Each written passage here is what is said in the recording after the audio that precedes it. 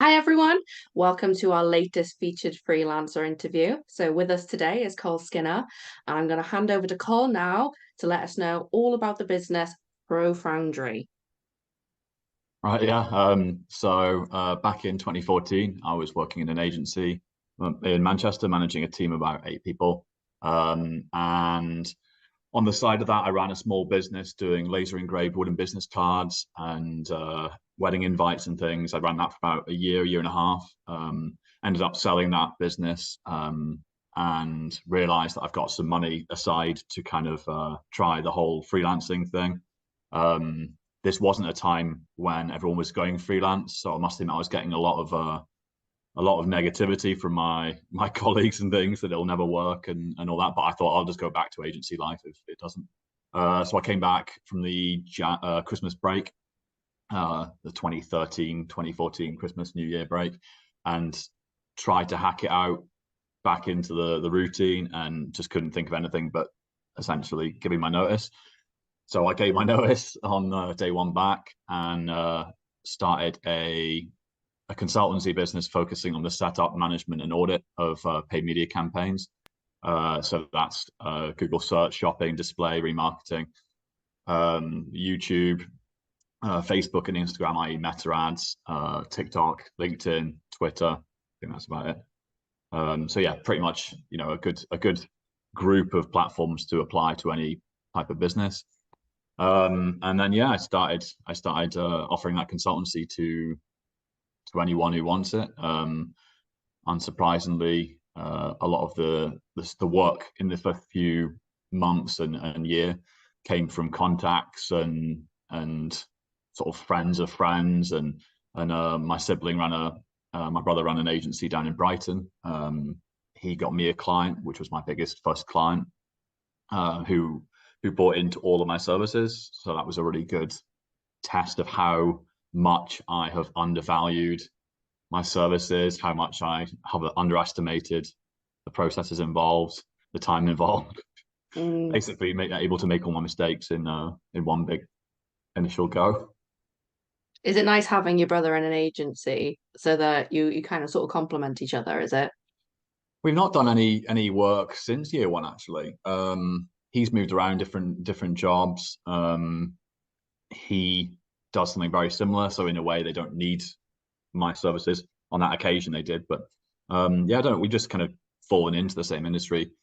We don't tend to talk shop too much, and to be honest, by the time you speak to a family member, the last thing you probably want to talk about is digital marketing campaigns or ads or whatever. But yeah, it's nice every so often we'll compare notes, but generally it's kept quite kind of siloed off. So you've been going for 10 years now then. Yeah, it's really weird. So I was 10 doing years about is seven. is quite a long time for a freelance business, and I hate to say that in this economy, but it's such a huge milestone. What would you say has been the biggest change in your industry over the last 10 years? God, the industry changes on a monthly basis, let alone 10 years or a decade or whatever. Obviously, an increase in platforms. TikTok, unsurprisingly, didn't exist back in 2014. A lot of features and functionality didn't exist. Uh, there was a lot more, I'd say, more local businesses rather than now. I have very little clients locally. I'm based in near Southport in the northwest of England, and yeah, most of my clients are I don't know abroad or London or Scotland or wherever. So I think at that time there was a lot less of this like Zoom call culture that came from pandemic need or Well, whatever. coffee shop meetups and stuff like that, is it? Yeah, there was a lot of that kind of thing. I must admit, I'm now. I was based in Manchester for a long time in different co-working spaces. I think I did two or three co-working spaces. I'm now based at home, although I have an office in Liverpool, which I don't go to that much unless it's meetings and things. So that's changed a lot for me. I've gone from what was it? I don't know, 5 or 6 years in Manchester city centre, dropping into coffee shops and restaurants and people's offices for meetings, face to face networking events, to then obviously the pandemic, which kind of cut a lot of that. And then we moved about a year before the pandemic to the countryside. So that changed a lot, and that's taken a lot of getting used to. That's probably the one thing I miss is the face-to-face kind of Mm. meeting people with no agenda. So I'd meet voiceover artists and I don't know, graphic designers and people who sit outside of the network that I use on a monthly basis. And I liked that. But that's definitely a change from the last, in the last 10 years. So the clients that you have now versus the clients you had, say, I don't know, 10 years ago or so, where do you find them? So that, I mean, that no doubt will have changed because I've moved out of the city. Of course, I have a Liverpool office for the reason of gaining clients from there, and that does work to a degree. But these days, a lot of my clients come from, I guess, the networks that I developed in Manchester. Of course, are still doing that thing because I was there for 11 years in the end. Um, but I'm doing a lot of interim work with people who are hiring. So I'm finding people who are hiring full time, and I'm positioning myself as an alternative to that full time employee or as an interim between because there's so much need, but there's so little employees It's available. taking too So long in yeah, between there's a gap in in the the hiring market process. for where people need, the ads need to go live, the ads need to be there, the clicks need to come in, the traffic needs to come in, obviously the sales, but they haven't got someone internally to do it. So there's been quite a lot of work come through that's been really helpful. I mean, I don't really mind helping someone for 3 to 6 months. There's no such thing as a permanent client. It's a bit of a fallacy with freelancers that oh, this client feels like they're going to be here forever, or it's been a year, they're going to be here forever. I've done long enough that I've had clients for 2 years, 3 years, but eventually everyone has left for whatever reason, whether that's wanting to try another marketing method, whether that's the business has gone under because of the pandemic, whether that's they've finally got big enough to hire internally, whatever it is, nothing's forever. So you're always best to be prepared, Mm. and have someone always be hunting for that next job, I guess. So what does a dream client look like to you? I've actually I've done a blog post on my website about 5 years ago, which was a blueprint for the ideal client. That's what the blog post was called, and I don't think it's changed very much since then. So I made some notes before, just when I was thinking about this before, but so understanding the value of what you're offering. So obviously, if you're, I don't know, if you're obviously digital marketing and ads, and they think it's, for example, PPC is often seen as a switch rather than a long-term strategy like SEO. It's a flick switch, and you can have ads live, and you can have traffic coming in, and it's all very slick and easy and quick. That's not the case. People who don't think like that are going to instantly devalue your whatever you're proposing and the cost associated. They're going to look at it like, well, this should be quick and easy, and I've been doing it for a week myself, so why should I pay you more? Trying to get behind their understanding of your industry, your service will help you understand if they're a good client or going to be a good client. Because if you start seeing red flags that talk about, they've had a fiddle with it and they've done all right, or they just want someone to correct their work or things. These are red flags that Mm. show that they possibly don't understand enough to value you. So that's definitely one thing. So obviously having someone who does understand your value is a dream client. The one to collaborate, not dictate or leave you to it. So when I worked in agencies for about 7 years before I went solo, um, the one thing I saw with clients leaving was where it had become a one-way dictation either way. So either the client had decided that we're going to leave you to it, and we want you to find all the best ideas and give us all the best ideas and just give us traffic. We want sales. That's all we want. We don't want to spend any time on you. We want sales. Well, that then puts pressure on you, obviously, but it also loses that bit where they're going to share information for you, and you can ask good questions both ways, and they're going to help you become an expert on their industry, because you're not an expert on every industry as much as people specialize, which I don't. you're not going to be a full expert like an internal staff member would. So you need them to be open to answering questions and asking questions and delivering information. And then the other way around is where they want everything from you without that. So dictation, they just want and agencies often thrive on telling people how to run things, because it gives them an opportunity to take control and upsell services. I think there's a balance between, for the ideal client, where it is a collaboration, not dictation, where you're both asking questions, you're both willing to share. So that my needs assessment form is a way of starting the conversation with, I'm going to ask you a lot of questions. If you say you haven't got time to answer those, what does that say about how we're going to move forward? You're a marketing manager. You're meant to know the answers to all these questions. I'm trying to give a proposal or a quote which is detailed and thought through and has strategy that is tailored to you. And in their And then best I'm going to need, interest. and in your best interest. So if that dynamic isn't there from the start, then that's a red flag to move on. Or obviously you can be polite and maybe push for it and say, I'm sorry, but if we're going to move forward, this is how it's got to be. And if they say no, then obviously they're not the client for you. Have budget. I know everything doesn't revolve around money, but at the end of the day, we're freelancers or service providers or self-employed to pay bills. I need for my side, I need money for media spend, and I need money for me, for my time. So again, asking those questions, I don't, I'll probably comment on it later, but one of the worst things is talking about money. I don't like talking about money, whether it's their spend, my spend, whatever it is. But we need to have those conversations to establish if they have the money to do the ads, to get the data, to optimize the ads, to improve the ads, to get them more sales, and so on. And pay for the time.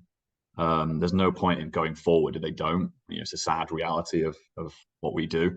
They need to see So it as an understanding, investment more than anything else. yeah, it goes back to that value Investment. thing. Do they value what you can bring in to them? Are they looking at the end goal rather than just focusing on your time or the task and thinking, well, I could have done it better, I could have done it quicker, all this sort of thing. Anything like that is red flags to be. There's someone who doesn't either require your services, doesn't understand what they're buying, and either gain clarification by having conversation through that or move on. There's no in between really. Wanting a freelancer, not an employee. Yes, I've mentioned that part of my sales process is getting people who are looking for an employee, but there's a clear understanding that I will not become that employee in the way I work and the way I phrase all my services and the sales process. Where you start to be treated like an employee can be dangerous, because or there's red flags at the start that suggest they're going to treat you like that, because ultimately, unless you want one client, you're going to have other clients. They're going to need time. They're going to need you to be drawn away from that other client and work on that. And where people start to treat you like an employee, they start to want you at every time of day. They might take the mick with paying, because again, it's that kind of like we're all in this together. It's internal. My problems are your problems. They're not. You're a supplier. You're a service provider. You keep that, retain that barrier at all times. That's in your contract, your client service agreement. That's in the way you email rather than call, because emails are a paper trail. Emails can be clear and concise, and emails can be done when you're on your time and in your processes, not on them going, well, I want to call now, so I'll call now, I'll call you, and then you have to pick up. Once you get into that process, it's hard to get out. So I try and instill those lines, those barriers from a very early stage. And if it doesn't seem like they're going to be someone who can handle that, then I'd move on. For me, the ability to track and attribute conversions. So this would be different for the other people in terms of graphic designers, copywriters, whatever it is. But for me, I'm looking for a way to prove my value at the end of it. And that is conversion, sales. So where that isn't likely to be there, that's a dangerous position to put myself in, because I'm ultimately wanting to come to the end of the month and either get paid or already be paid. and be able to show value. And if I can't show value because the attribution has holes in it or isn't there, then the client is going to be a short-term client, because how can a long-term client relationship, be on um, no value add, no proof of value. Like, the client is always going to have the problem of being like, we don't believe what you're saying, and they're just going to be finger in the air. We think sales are up this month. Well, that will then start them to be like, well, we did do a print drop, we did something else, we were at an event. It might not be because of your ads, and that starts to create that conflict that never leads to anything good. So again, it's in my contract, my client service agreement, that I have attribution set up from day one of ads going live. Whatever that attribution might look like, it's different for obviously B2B and B2C. But I'd say an ideal client is someone who understands that. In fact, they've got attribution already running when you start. So if they haven't, maybe that's a red flag. I don't know. But I think that's it. Do you want to explain to the listeners who are not quite sure what attribution is, what attribution is? So, for example, if you're an e-commerce brand, you might be using Shopify, and within that, you have your process of adding items to the basket and then completing a checkout process. For that business, you'd use something like Google Analytics or GA4 as the new version, or Shopify's own tracking, to see, what you're ultimately wanting is a conversion. A conversion for that business is a sale, but there will be a process where people add something to a basket and fail to complete sale. So that's a possible another conversion. You want to attribute all of that data together and be able to go into one place, see where someone came from your ads onto the site, how long they spent, what pages they went to, when they added or didn't add an item. If they added an item, did they complete a sale? And then review all the way back to the ads that people are clicking on that completed a sale versus the ones that didn't, and then obviously adjust accordingly. Without that data, you're very static in your optimization process. So how are you going to make educated decisions? How are you going to look at averages and prove client assumptions right or wrong when they're like, oh, we think our client looks like this? Well, maybe they don't, and you use data to dictate that. You're just Or making assumptions on what you think your ideal client is rather yeah, than what your actual client is. effectively, without that Mm, data, because that's all attribution is, it's correctly setting up ways to get data. mm. Without that, you're just finger in the Chucking air, money, and yeah, and burning you're money, wasting really. money. Yeah, so it's in the interest of someone like me to make sure that's there from the start. Mm, thank you. So you've already mentioned LinkedIn is very crucial to your business. Are there any other apps that you really couldn't run it without? Google probably. Yeah, obviously I have all the platforms that I run on. I mean, I used to Twitter, or X, formerly known as Twitter, as everyone says in the news. It's still Twitter to me. That used to actually be quite a good networking tool for me Oh, back it's in the dead day. now, isn't it? It's dead. Yeah, I must admit, as much as I like seeing discussions on there or PPC chat, you know, groups or whatever of the hashtag and stuff, it's certainly died a death from that perspective, from a business perspective. Although I still have the account. Yeah, I don't know. I don't think it's probably another app, to be honest. Obviously, I've got lots of apps involved in my day to day, whether that's I don't know, Free Agent for my accounting, or SEMrush for keyword research. There's lots of things that come in, but in terms of social network apps and things, no. I mean, Threads, God knows. I mean, I've not seen anyone discuss Threads or talk about Threads since like day two of it coming out. Um, but obviously, AI is the big thing that everyone asks about in our industry. And to be honest, it's a big question mark because there's no real release of anything that's kind of properly within. I mean, obviously, you can get AI to write your ads and things like that that Google are testing and things. But yeah, I get that's the thing that everyone's wondering how it's going to change, and it will change our industry. But at the moment, it's a question mark.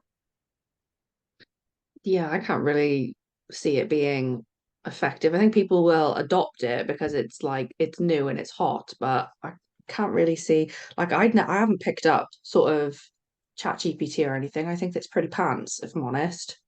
Um, in terms of copy, maybe sort of ideation, yeah, but otherwise I think it's pretty pants. Same with image generation as well. I haven't had any luck with that either. So I don't Yeah, I get mean, that. my partner uses she uses Photoshop because she's a social media manager and content producer, and she's been using the generative AI side of Photoshop to fill in parts of photos that and imagery and stuff that she wants something added, and she's been saying how brilliant that's been for her. Yeah. There's nothing like that in my industry that I know of, or sorry, if I have the time to find out, because it's hard enough keeping up with the normal stuff without this extra layer of AI to keep up with. At the moment, you know, I'm going to spend time on doing things that work, Yeah. not spend time on looking into the possibility of 5 years time, Mm. something coming in. That kind of leads nicely into the next question as well, because it's you got all these things coming out, and it's your time is precious, and when does it get too much, and when have you got to put those boundaries in for a good work life balance? Like what do I, you I do? You shut the laptop at the end of the day, or I mean, I left the agency world because of my work-life balance, because I was finding I was spending too much time in work and not enough time doing things that I enjoyed. Um, so I must admit, it was always something that was important to me. I kind of set out to sell a certain number of days a month, um, based on how much I needed to bring in and how much I knew I could charge at the time. And from there, I've always kind of stuck to trying to be productive and trying to bring things in that isn't necessarily anything to do with AI. Um, Bring things in that help me continue to get more work or make more money, but don't take my time. Um, for example, when in 2016 I reviewed the business and I was finding myself spending a lot of time on keyword research, competitor analysis, optimization bits, reporting, things that were taking me away from client work, client communication, project management, sales, the things that really to me mattered the most. So I brought a mate of mine who has gone freelancing at that time, to handle those bits that I just mentioned. That worked really well. It meant I could take on more work. I could get better results because I could spend time on the doing, like the real doing, the core setup and management of ad accounts. So I continued that process, and now have about three support staff. So my business model obviously has changed slightly. But for me, having been in this a long time and having coming from an agency side, it gives me people to bounce ideas off. It gives me new processes that I bring in, learn from other people.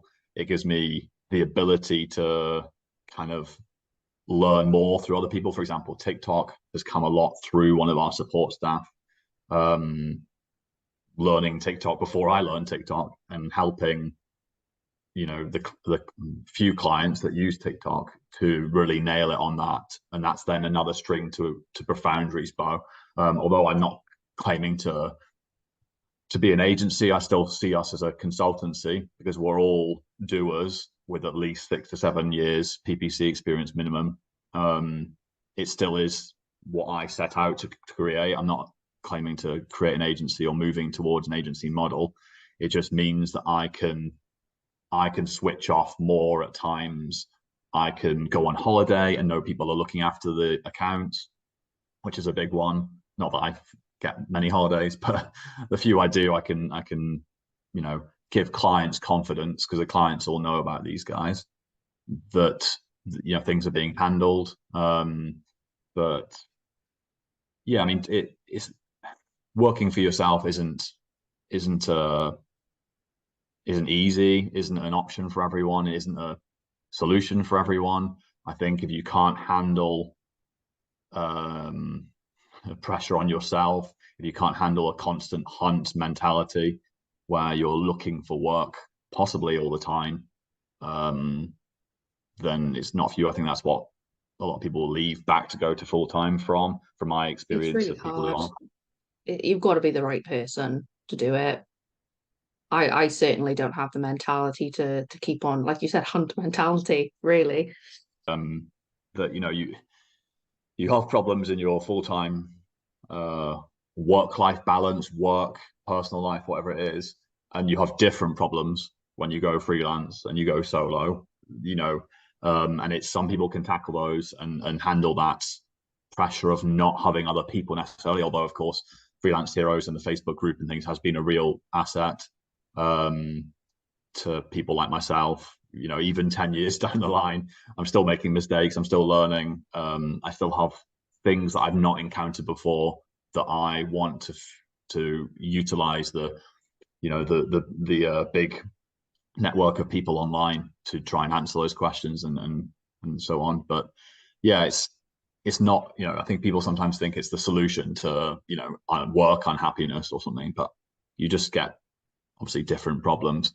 That sounds slightly negative. There's loads of positives to being solo. I'm effectively unemployable now, having been 10 years self-employed. I'm a control freak by nature, so I think it's allowed me to embrace that side of myself, and being told what to do now, whether it's by a client or by an employee, doesn't always go too well.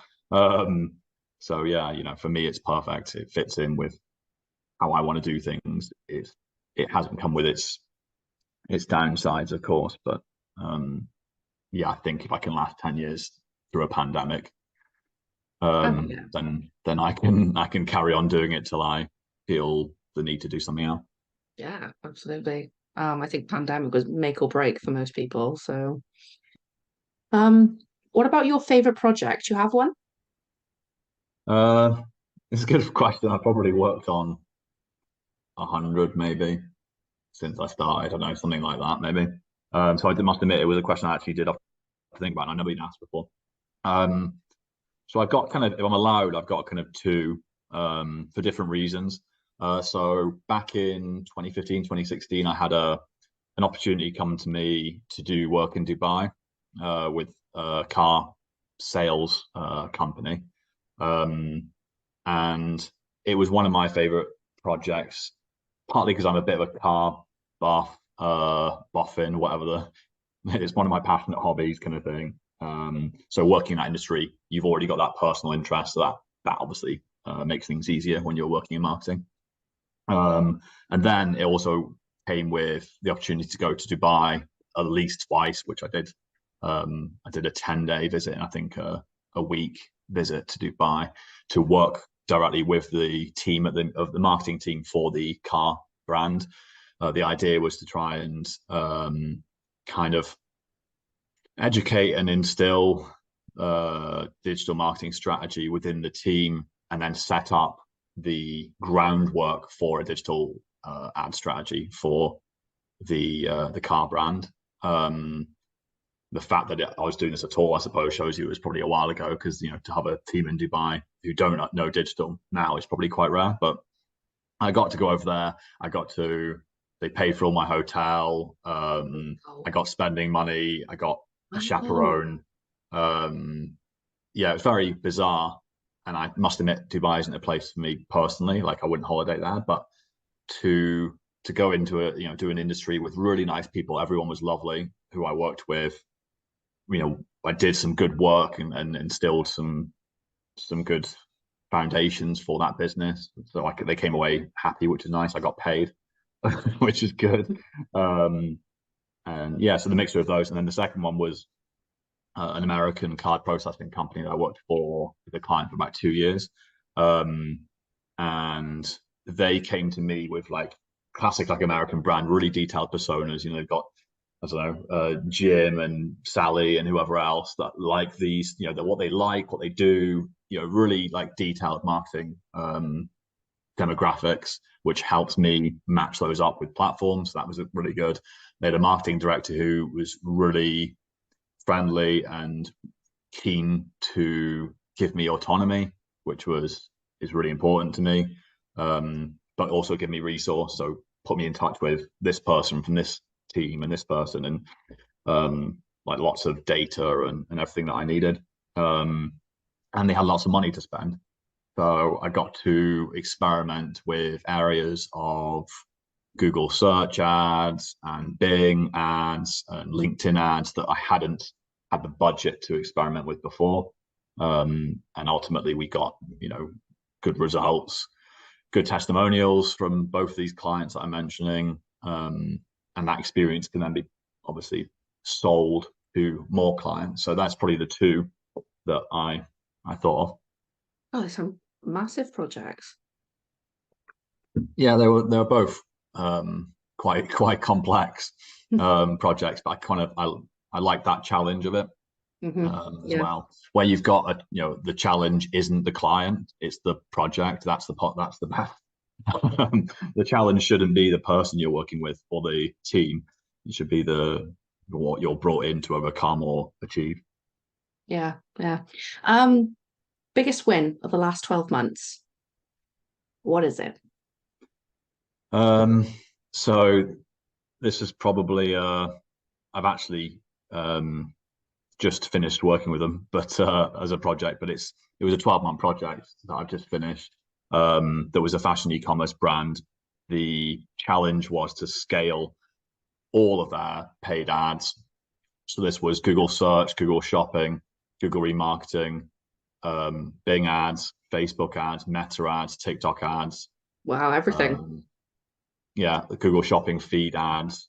So they basically had everything that they needed improving, setting up. It had an agency working for it before where they did not give access to the client or to me. So effectively, you're going in blind with regard to, you can't just copy and paste any of their stuff. You can't look at the data. So that was a challenge, and they wanted it all done, the initial setup all done in 10 days before Black Friday last year.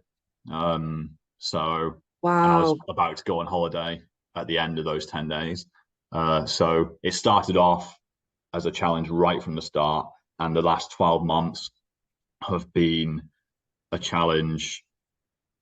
It's fashion, it's fast moving, it's constant sales, constant promos, constant asset changes. Um, a fairly challenging client, I'll admit as well. Various internal staff changes. But the win at the end of, I guess that, apart from the being paid and having a testimonial, was we managed to do a 900% ROAS on TikTok, so a return on ad spend, or ROI as people know it. So for every pound that they spent with us on TikTok ads, we got them £9 back, and then the equivalent on Meta and Google was 600%. So every pound they spent, we got them £6 back, which was far higher than we had forecasted for ourselves. So we were beating our own forecast, which was a generous forecast anyway. We were beating the previous agency, and we were making obviously this client money, which is ultimately what you bring in someone like me for. So yeah, it was definitely a challenging one, as I suppose most of the rewarding clients are. But yeah, I'd say that's definitely the biggest win. What did you learn from that 12 months So that we contract? learned a lot about TikTok ads in particular, because that's the biggest we spent. We spent something like 30 or 40,000 pounds on TikTok ads during the process, the 12 months. So that gave us lots of data. We tested TikTok Shop, which is a new area for us. We were doing some international sales, which is a newer area, although we've done bits in the past, but this was a different scale. Yeah, just the ability. I mean, they had a decent spend. So again, a decent spend allows for, you're getting a lot of data in, and a lot of data allows you to make better decisions, to really see what something does, learn, I don't know, what it does GIFs work better on Facebook, or video or imagery, or images of a bald guy in a cool jacket or a guy with hair in a cool jacket, for example. You can really dig into the demographic. So that's a luxury we don't always get with clients, because I don't have every client spending what they were. And yeah, it's definitely given us a lot of learnings for e-commerce. It's an area we want to move into more. And obviously TikTok on top of that, we want to sell more TikTok services, because we genuinely believe it has a real place in particularly B2C projects. And you want more clients to be able to benefit from that. Absolutely. So let's have a look at sort of the business as a whole. What do you most enjoy about running your business or being self-employed, and what do you least enjoy? So the most has to be the freedom to embrace the control freak in me, control enthusiast. The so I want to run a business in the way I do things. I want to move away from the world of agency where I'm dictated to, this is your processes, this is how we do things here, this is how we upsell things that maybe aren't applicable. I can just concentrate on doing one area very well, and improve obviously the processes within that over years and years. We're always changing, whether it's a client service agreement, whether it's the way we report, whether it's the platforms we offer. I enjoy that ever-changing side. I enjoy the not knowing what one week will bring, as much Oh as God, I that's hate that. because obviously we work in different industries, so it's you never know what industry or type of lead you're going to get. But I suppose that then goes on to the least enjoying side, where the roller coaster of, you can have 4 new clients 1 month, you can lose, potentially the pandemic, you can lose 5 the next month. That's difficult. That it's difficult to not take things personally. Sometimes it's difficult to be going for a goal, of a financial goal or a certain type of client goal, whatever your goal is, and to have it taken away or 2 steps back from that. I think that's really difficult to take personally when you're, I don't know, you want to take your business to a business that does a certain amount of business, and then obviously through no fault of your own, things are taken away. The what's it called? The carpet's pulled from under you, and you're suddenly back. You've gone forward 2 steps, you're back 3. That's tough. And talking about and chasing money is an area that I don't particularly like. As much as I have to forecast and talk about budgets and things, I don't like, when I'm paid late. I don't like having to kind of bring clients into my personal reasons for needing that bill paid. Although, frankly, pay your suppliers on time. I don't get why. I've taken clients to court before. I've had to for unpaid fees, and that was horrible. That was a year-long process. I don't want to do that again. I have much stricter terms. I have client service agreements, all these things, but you can't predict when a client isn't going to pay you or what reasons they're going to give or whatever. Of course, you can try and get the work done and be paid beforehand, but again, with my industry, that's not always how things work. So that's a side that I definitely dislike. The feast to famine nature of the business, or sorry, nature of self-employment in general and supplier businesses. But yeah, you get into the swing of it. You get better at taking things less personally. You get better at always hunting for work. So that means when someone goes, you've got someone coming in, and understanding that's just part of the process. Not taking things personally when 2 clients in 1 month say they want to leave, or want to stop ads. If there's no ads running, they don't need me. So obviously that can come at very short notice, but I have notice periods agreements in place which help with that. So they have to give me 30 days notice ideally. I have waived that in certain situations during the pandemic, but generally that helps me feel, have a buffer between no client and next client. So I definitely recommend that if you can put that into a Well, contract. it's quite a normal amount of time. If you were cancelling a subscription or sort of any bill or anything like that, it is usually you have to give notice 30 days. Yeah, and I've never had anyone Yeah. complain about it being in the contract.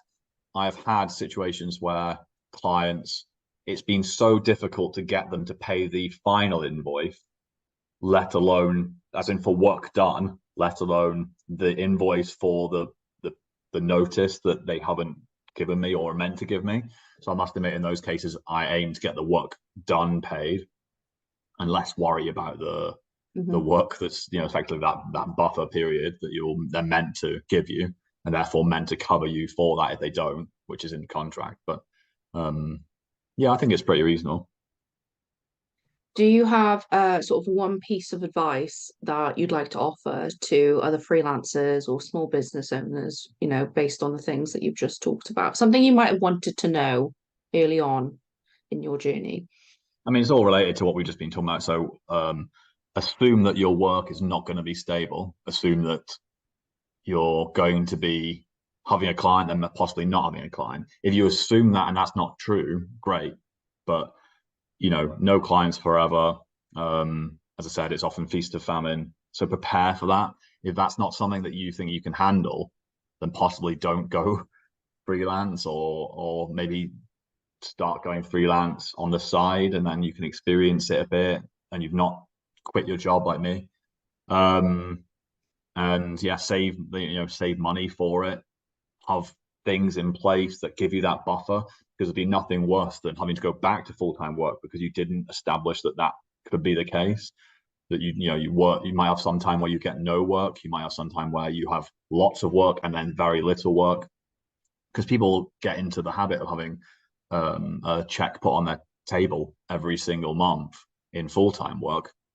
That doesn't necessarily happen at all in self-employed work. You might get quit and then be earning double what you earn employed, but you might then have months where you're earning nothing. So, was it make hay whilst the sun shines and all that? Like save some money aside so that if you have months that you have no work or very little work, you're not just absolutely freaking out, having to go back to full time, having to take on work that you would never have taken on, because that's a dangerous place to be, where you start to put down those ignore the red flags that we talked about earlier, and just going, yeah, I'll take that because I need it, because that can come with more stress on top of the lack of money. That can come with things ending up not getting paid because they're actually a client who don't understand value and they dispute all their invoices and things like that. So it's much easier just to have some form of buffer. As I said, I sold a business, so I had some money to cover me for a few months. If I earned nothing between starting the business and month three, I'd be all right. But obviously, I'd hope that people find work quickly, but it doesn't mean it'll be there forever. Yeah, don't be afraid to ask for money. Don't be afraid to chase proposals, invoices, or leads. So as we've said, like people don't pay, people disappear. You're going to lose very little from going. I don't know. You send a proposal out and it's been, I don't know, 20 days, and they said they get back to you after 10. Well, what have you got to lose by chasing them? Be polite, but be firm and say, this is invoices, has a 30-day period it's valid for. After that, my prices might change because ultimately our prices should change with the cost of living, with inflation and so on. So don't be afraid to get kind of in people's faces virtually and be quite firm from the start. Don't if they think that you're a walkover, you're going to be at the bottom of those lists of people to pay. I've certainly had that myself when I've been too nice. A client's got suppliers to pay and brands that they pay for various things, and you're suddenly here, but you're the one bringing them in the money that's letting them pay other people. So straight when you then put your foot down, well, they need you to get the money to pay the suppliers. So without you, they're screwed. So emphasize that if you need to. It's really Um, strange how we have this sort of, or freelancers have this fear because if you're in a full-time job, and that wage doesn't land in your bank on the day that you know it should land in your bank, within the hour you would be emailing HR being like, "Where's my pay?" Yeah, I So don't know where it comes what's the from. I'm difference? quite confrontational. I Mm, can be if I need to be, and I've been doing this for years and years. And I'm still someone who doesn't like. I certainly wouldn't like talking about money on a video call or a phone call. I can put a hell of an email together that explains, that your internal team are causing me these problems, that Google are causing me these problems, that we need to solve this. But then asking for money or asking for a bill to be paid is quite tough. Uh, I mean, obviously, you can get things like Free Agent and Sage Pay and things have reminders that you can automatically send out. I must admit, sometimes I fake those reminders. So I write it and say this is an automated email. It's not, it's mm, me writing it. But that makes me feel better about putting whatever I'm going to put after it, to add, this is an automated email. Your payment is now 16 days overdue, yeah. which wasn't in the automated email. I've added that in or whatever. Or a line about late payment fees, which I have in my client service agreement, as per government guidelines, whatever it is, 8% interest after 30 days overdue or something. But yeah, like you might as well, if you're thinking about going freelance or you're already doing it or you're in the early days or whatever, you might as well get into the habit of asking and not being afraid to ask. I know it's easier said than done, but as you said, understanding Take the your own. emotion out of it. Take the emotion out of it and Yeah, just, yeah, be I think firm. what's the worst that can happen? I mean, yes, you can frustrate clients, but realistically, if you've done the work, which is often the case with me, I'm charging at the end of a month, which we is risky. I know, but that tends to be how a lot of my industry charge. A month of management is done, therefore I'm charging to be paid for that monthly management. The work's been done, the benefits have been outlined in a report. All there is to do is pay. You want me to continue being responsive, being a good supplier, getting your results, giving you extra time and extra insight that I'm not paid for, then pay me on time within my fairly strict payment terms. Get into the habit of assuming it's that classic, like, you give an inch, I'll take a mile. So if you have your payment terms set at 5 days, they'll probably pay in 10 or 15. If you set it at 10, they'll pay in 30. So don't set your payment terms at 30 days. And if they go, we're a business that pay in 30 days, we'll go on a supplier who requires payment within, like, they're not, like, you're a business and they're a business. They're no better than you. They don't own you. They don't, if they want to service, they pay for it. So don't let the client dictate everything. Remember that you're a service provider who's been employed for that service. And with that comes your criteria, your client service agreement, your contract, the fact that you do email rather than calls, how you work matters, and they should abide by that. And if they don't, then obviously they're not a client for you. And I know that's easy to say when you're losing work or you're in a pandemic and everyone's, shutting shop, whatever. But ultimately, you'll thank yourself later on when you've got that email to fall back on, that you said your payment terms are this. You said this is going to take that long. You said this is going to be done by that date. That side is covered by that paper trail. And often when payments late, I've had clients go, don't worry, we'll pay you next Friday, and then it's gone. We can't pay you then because of this, and you're like, well, you said that That's not your your account. problem.